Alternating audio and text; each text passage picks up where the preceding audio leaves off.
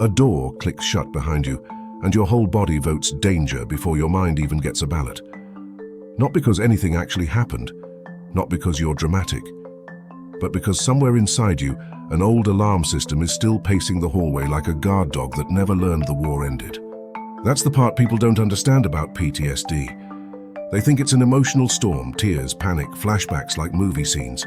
But the real damage isn't just emotional, it's cognitive.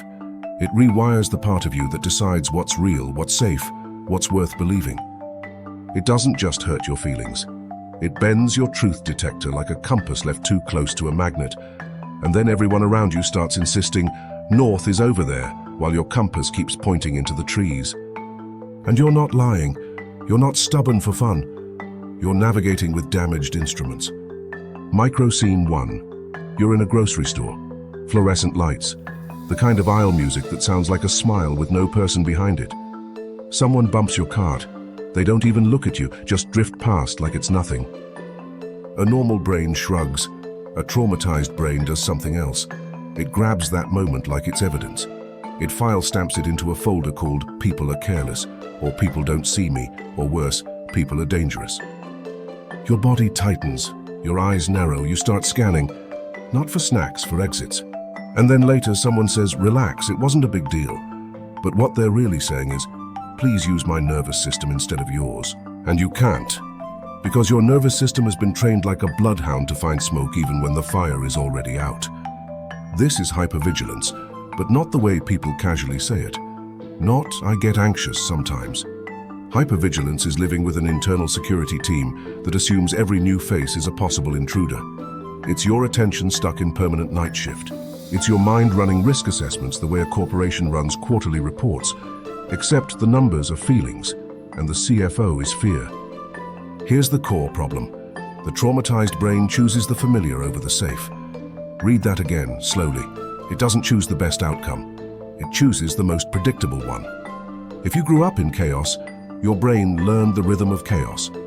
It knows how to dance to it. Safety, ironically, becomes unfamiliar. And unfamiliar is not interpreted as neutral. It's interpreted as suspicious. So when something is calm, your brain doesn't say "finally." It says, "Where's the catch?" That's not moral failure, that's conditioning. Trauma loops are basically your brain running the same old program, because the program once kept you alive. Even if it's ruining your life now, your past becomes software, and your present is forced to run it. And this is where the cognitive damage really shows its face. Because trauma doesn't just teach you what to fear, it teaches you what to believe. It distorts perception itself. Like walking around with a cracked phone screen, no matter what the message says, there's always a fracture line cutting through it. People call these cognitive distortions, but that phrase is too polite. It sounds like a minor glitch, like a spelling error. It's closer to living inside a funhouse mirror that you can't step out of. You start interpreting new information through old pain. Neutral faces look hostile. Silence sounds like rejection. A delayed text becomes abandonment. A compliment becomes manipulation. A boundary becomes a threat. Not because you're trying to be difficult, because your brain has learned one brutal equation. New equals danger.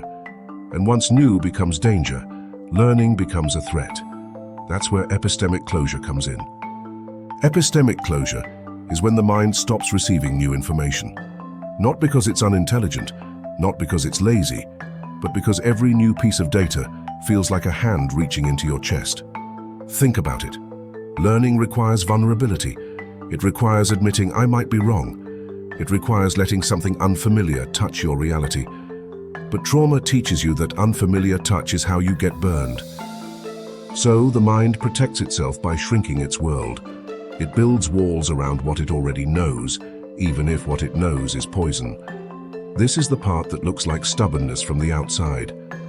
Someone offers a different perspective, and the traumatized person doesn't consider it.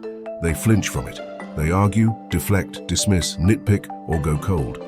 It can look like arrogance. It can look like paranoia. It can look like they just want to be right. But inside, it feels like survival.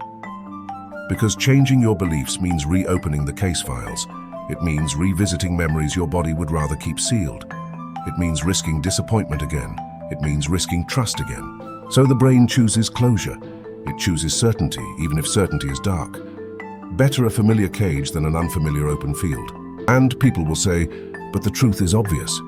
No, the truth is not obvious when your brain is treating it like an incoming missile. You're on a dating app. The conversation is good, actually. Someone seems kind. They ask thoughtful questions. They don't push. They don't play games. You feel your chest loosen for half a second like a knot considering retirement. And then it happens. They say something normal, something slightly ambiguous, a joke you can read two ways, or they take a few hours to respond. Or they use a period at the end of a sentence and suddenly it reads like a slammed door. Your brain doesn't pause to ask what they meant. It leaps. It fills the gap with the worst story available, because your brain doesn't fear being wrong, it fears being surprised. Surprise used to come with consequences, so you ghost, or you accuse, or you test them, or you become chill in that dead way that's actually you pulling your nervous system back behind a locked gate. And then later you tell yourself, see, people always disappoint. That's epistemic closure in real time. You didn't just stop trusting them. You stopped receiving new evidence about them, because receiving evidence would require you to stay open long enough to feel uncertain. And uncertainty is where the old ghosts live. This is why traumatized people can seem like they can't see the truth. They're not blind, they're barricaded. And the barricade makes sense when you understand the PTSD brain. A PTSD brain is not optimized for happiness. It's optimized for threat detection. It's a smoke alarm that learned to scream at steam. Once your brain learns that danger can appear without warning, it stops asking, is this likely? And starts asking, is this possible? And if it's possible, it becomes urgent. The mind becomes a courtroom where fear is both prosecutor and judge, and evidence is whatever makes the body tense. That's why safety feels suspicious. Safety doesn't match the nervous system's database, so the brain treats it like a scam email, too good to be true, probably trying to steal something. Now here's the twist. The trapdoor moment. The scariest part about trauma isn't what happened back then. It's what trauma convinces you is happening now. Trauma doesn't only injure you, it recruits you. It turns you into an unpaid employee of the past, working overtime to keep the same worldview alive. Because if the world is dangerous, then your hypervigilance is justified. If people can't be trusted, then your isolation is intelligent. If love is a trap, then your walls are wisdom. Trauma gives you an identity, the one who sees it coming, and that identity can be strangely comforting. Not pleasant, comforting, like pressing on a bruise. It hurts, but it's familiar. It tells you, at least I understand why I'm like this. So when someone offers truth that would soften you, the traumatized brain hears a threat. If I let this in, who am I without my armor? That's why the truth can feel like a trap. Because truth sometimes demands that you grieve, that you admit what you lost, that you admit you deserved better, that you admit you've been living under a weather pattern that isn't the whole sky. And grief is open water. Trauma would rather keep you in a small boat you can control, even if the boat is leaking. That's epistemic closure at its deepest, not just blocking information, but protecting an entire identity built around danger. So what do you do with that? Not a motivational poster, not just think positive. If your truth detector is damaged, you don't fix it with slogans. You fix it the way you'd fix any broken instrument, slowly, repeatedly, with calibration. Here are a few exits, not perfect, not instant, but real. First exit, separate feeling from forecast. When the PTSD brain sends a signal, tight chest, racing thoughts, that icy certainty, treat it like weather, not prophecy. Your body is allowed to feel alarmed without that alarm being a prediction. This is a tiny shift, but it's everything. It's saying, my nervous system is reacting, and that reaction is information, but it's not the verdict. When you catch yourself declaring, this is bad, this is unsafe, this is going to end the same way, try adding one sentence, this is familiar. Not true, familiar. That one sentence breaks the spell. It turns doom into data. Second exit, build micro-trust instead of chasing full trust. Trauma hates big leaps. Big leaps feel like cliffs, so don't leap, do reps. Micro-trust is when you allow small experiments with safety that are measurable and reversible. A short conversation where you don't over-explain. A boundary you set and survive. A compliment you accept without paying it back with self-deprecation. A moment where you don't check your phone for 10 minutes and nothing collapses. These are boring victories, which is exactly why they work. Trauma is addicted to drama because drama is the old language. Boredom can be a sign of healing. Boredom is your nervous system learning that it doesn't have to entertain itself with threats to feel alive. Third exit, reduce input when your brain is inflamed. If your mind is already running hot, doom scrolling is like pouring gasoline into a campfire and calling it staying informed.